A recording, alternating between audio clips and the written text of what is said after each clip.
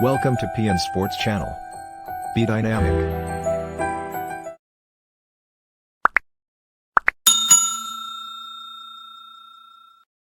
Hello friends, very good morning to all of you. Once again welcome you all in the sports update. और आज हम शुरुआत करते हैं खबर की, जो कि एक दुखद खबर भी है और साथ ही साथ मैं कहूँ कि कुछ ऐसे लोग, कुछ ऐसे खेल से जुड़े लोग हैं जो वाकई में हमारे राष्ट्र, हमारे नेशन को जिन्होंने गौरवान्वित किया है पूरे विश्व में। और सबसे बड़ा जो इवेंट ओलंपिक इवेंट के रूप में हम देखते हैं, वहाँ पे एक ऐसा नाम जो मैं आपको कहूँ कि 2 टाइम जो ओलंपिक जेता टीम के सदस्य भी रहे, गोल्ड मेडलिस्ट टीम के सदस्य रहे। और मैं बात कहूँ कि ओलंपिक में लगातार जो है वो आप समझते हैं कि 11 मेडल्स जो हैं भारत के पास हॉकी के अंदर हैं। और साथ ही साथ हॉकी खेल में 8 गोल्ड मेडल जो है वो भारत के पास है, जो कि सर्वाधिक किसी एक खेल में है। तो वहाँ पे केशव दत्त, जो कि एक नाम था, जो कि उस समय के सेंटर हाफ खेला करते थे और उस दौर के खिलाड़ी, जहाँ पे कि भारत एक हॉकी में, एशियन हॉकी का बहुत परचम एक तरह से पूरे विश्व में लहराया करता था भारत भी। और साथ ही साथ एशियन जो शैली की हॉकी थी वो उस समय काफ़ी प्रसिद्ध थी। तो हमारे भारत के धीरे धीरे जब हम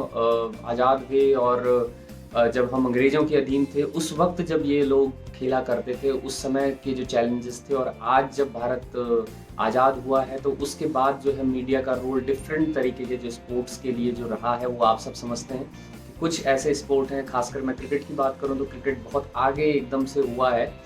भले ही बहुत लिमिटेड कंट्रीज उसमें खेलते हैं, उसकी एक अपनी अलग इम्पोर्टेंस होती है, लेकिन कहीं ना कहीं मीडिया का जो एक अच्छा रोल होना चाहिए, पॉजिटिव रोल होना चाहिए हर एक स्पोर्ट को दिखाने का, वो कहीं ना कहीं हमने मिस किया है। लेकिन उसी को हम कोशिश करते हैं, मेरी कोशिश रहती है, हमारी कोशिश रहती है कि इस चैनल के माध्यम से आपसे हर एक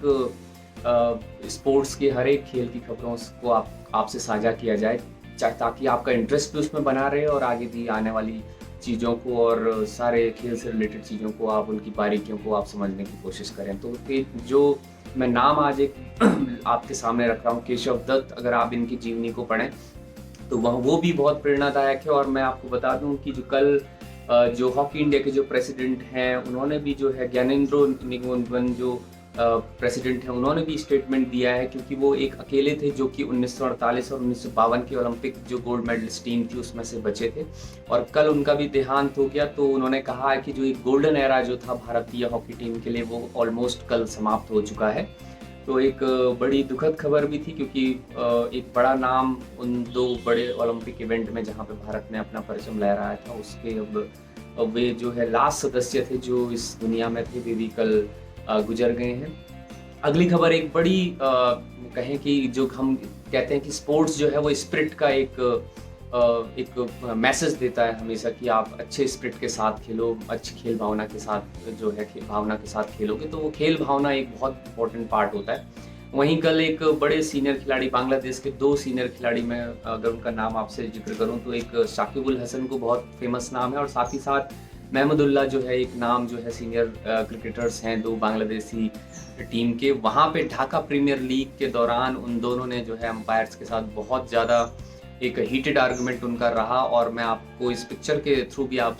देख सकते हैं कि कैसे जो है साकिबुल हसन जो है अंपायर के साथ हीटेड आर्गुमेंट करते हैं एलपीडब्ल्यू की अपील के बाद, और स्टम्प्स को किक कर लेते हैं एक बार, और दूसरी बार जो है सारे स्टम्प्स निकाल के पिच पे, जमीन पे पटक देते हैं। तो ये इस तरह का जो चीज़ थी, इसके बाद जो है बहुत एक इस तरह का नेगेटिव माहौल बन गया कि जो अंपायर हैं उन्होंने ग्राउंड को छोड़ दिया। तो इस तरह की कल एक जो है ये खबर आई है क्रिकेट की दुनिया से, जो कि स्पोर्ट्स की जो स्पिरिट है उसे कहीं ना कहीं खराब करती है। जबकि मैं आपको बता दूं, जो बांग्लादेशी अंपायर थे वो एक तरह से एलीट पैनल में भी उनको कंसीडर किया जाने वाला था, और साथ ही साथ वो कुछ टाइम से आईसीसी की जो इमर्जिंग पैनल है उसमें भी वो उसका भी वो पार्ट थे। तो ये एक बड़ी खबर क्रिकेट से थी। उसके बाद मैं आपसे बात करूं, इंग्लैंड जो अभी 4 अगस्त से भारतीय टीम को इंग्लैंड के साथ जो मैचेस खेलने हैं, टेस्ट सीरीज खेलनी है अगेंस्ट इंग्लैंड, तो वहाँ पे साथ ही साथ आपको मालूम होगा कि साइमल्टेनियसली एक 13 जुलाई से ही इसी मंथ एक श्रीलंका भी एक जो है टीम गई हुई है वनडे क्रिकेट और T20 खेलने के लिए। तो वहाँ पे जो इंग्लैंड के साथ जो ओपनर थे शुभमन गिल, वे जो है वो ओपनर के तौर पे गए थे रोहित शर्मा के साथ, और उनको जो है चोटिल होने के बाद वो वापस आ गए। तो टीम जो मैनेजमेंट है वो उनका रिप्लेसमेंट देखना चाह रही थी और उन्होंने मैनेजमेंट को एक ईमेल किया था, सेलेक्टर्स को एक ईमेल किया था कि वे शुभमन गिल की जगह पृथ्वी शॉ या जो है पार्टिकल को भेज दें, लेकिन श्रीलंकाई दौरे पे उनकी अपनी एक अलग भूमिका है। तो सेलेक्टर्स ने है जो वो रिफ्यूज़ कर दिया है टीम मैनेजमेंट का जो एक रिक्वेस्ट थी। और इससे एक बड़ा सवाल ये भी निकल के आता है कि क्योंकि मैं आपको बता दूं कि अभिमन्यु ईश्वरन के नाम से एक जो बैट्समैन है वो भी ओपनर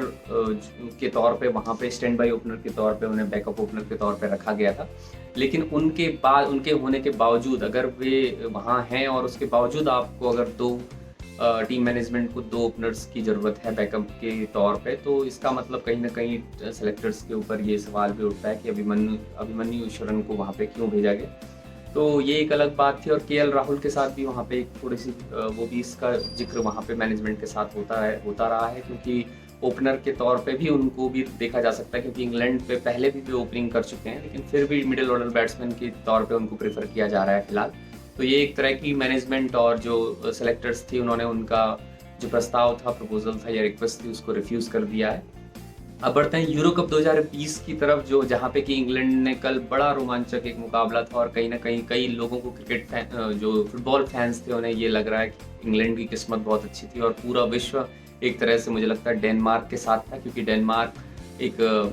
जो है अच्छी टीम की तरह उभरी थी और इंग्लैंड जो है ऑलरेडी जो है स्टार खिलाड़ियों से भरी थी। और एक पेनल्टी किक जो कि काफ़ी कंट्रोवर्शियल रही और उस जो रेफरी का जो एक डिसीजन था उसे काफ़ी कंट्रोवर्शियल माना जा रहा था, डिस्प्यूट से भरा माना जा रहा था। तो उसकी मदद से जो है वो पेनल्टी की मदद से इंग्लैंड जो है फाइनल में एंटर कर चुका है और 11 जुलाई को वो इटली के साथ फाइनल खेलेगा यूरोप कप का। और वहीं जो कोपा अमेरिकन कप की बात अगर हम करें तो वहाँ पे अर्जेंटीना और ब्राज़ील ऑलरेडी फाइनल में हैं और थर्ड प्लेस का जो मैच है वो 10 जुलाई को कोलंबिया और वर्सेस पेरू के बीच होना है। बढ़ते हैं विंबलडन की तरफ। विंबलडन में कल जो है एक बड़ा नाम जो कि रॉजर फेडरर के 8 टाइम्स जो विंबलडन चैंपियन हैं वे जो है वो बाहर हो गए हैं और सबसे दुखद बात ये थी कि वो बड़ा अपसेट एक लॉस रहा रॉजर फेडरर के लिए, क्योंकि तीनों सेट वे हार गए 6-3, 7-6 और 6-0 से हुबर्ट हरकाज के साथ। और क्वार्टर फाइनल के जो राउंड था उसी से वे बाहर हो चुके हैं। और साथ ही साथ एक बड़ा नाम नोवाक जोकोविच जो कि डिफेंडिंग चैंपियन भी हैं, वो लगातार तीसरी बार जो है वो इन अ रो सेमीफाइनल में उनकी एंट्री हुई है और 10वीं बार भी सेमीफाइनल खेलेंगे विंबलडन का। और भारत की जो एक मात्र जोड़ी जो सानिया मिर्जा और रोहन बोपन्ना के साथ जो विंबलडन में उतरी थी वो भी राउंड 3 से कल बाहर हो गई है। एक और बड़ी खबर जो कि अनुराग ठाकुर ने जो है रिप्लेस किया है स्पोर्ट्स मिनिस्टर के तौर पे किरण रिजिजू को, और भारत सरकार में अब वे स्पोर्ट्स मिनिस्टर के तौर पे अब अनुराग ठाकुर काम करेंगे। तो यही सब आज की खबरें आपसे साझा करनी थी। उम्मीद है कि इसी तरह से क्रिकेट ही नहीं बल्कि हर एक स्पोर्ट्स को जो कि भारतीय कॉन्टेक्स्ट से कहीं ना कहीं वो काम आए, तो इस पर्सपेक्टिव में हमारी कोशिश रहती है कि आपसे कुछ ऐसी इन्फॉर्मेशन शेयर करें जो कि किसी के स्टेटमेंट पे आधारित हो, जिसको आप सुन के हो सकता है थोड़ा एनालिसिस आपका हो, आपकी भी एक सोच बने और कहीं ना कहीं आप उसके बारे में इंटरेस्ट आपके ऊपर आपका जागे उसके प्रति इंटरेस्ट। तो यही सब कोशिशों के साथ आज यहीं समाप्त करते हैं और कल आपसे एक बार फिर हम रूबरू होंगे। बहुत बहुत धन्यवाद।